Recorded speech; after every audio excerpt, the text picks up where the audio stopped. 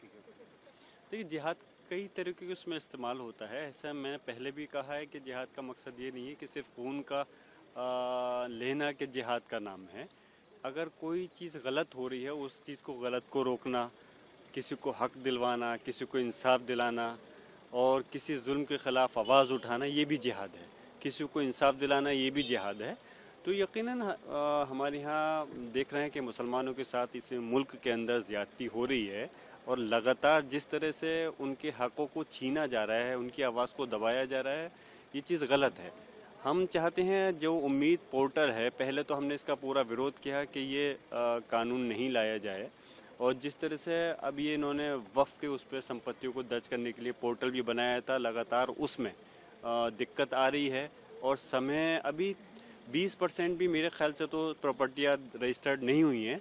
जब और वो मकसद आपका पूरा नहीं हो पा रहा तो क्यों आप उसकी डेट बढ़ाने में पीछे हट रहे हैं? आगे बढ़िए। अगर आप सबका साथ सबके विकास की बात करते हैं तो डेट बढ़ाइए और रजिस्ट्रेशन करने का जो हक है कम से कम उनको तो वो तो मिलना चाहिए।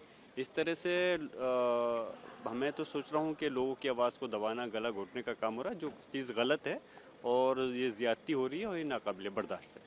ये कहा जा रहा है कि देश विरोधी वाली बातें करिए कि चाहे जिहादी बनने की, जिहादी होने की, तो उस पर क्या कहेंगे कि हम देश विरोधी से तो मतलब नहीं है, तो हमारा मज़हब ही पैगाम नहीं देता कि हम देश के विरोध की उसमें बात करें। लेकिन हमारा मज़हब ये ज़रूर पैगाम देता है हक़ और इंसाफ की बात करें। अगर जुल्म हो रहा है, ज़्यादती हो रही है तो उसको रोका जाए, उसके ख़िलाफ़ आवाज़ उठाई जाए और ये चीज़ रखी जाए कि हमारे लोगों को नहीं दबाया जाए।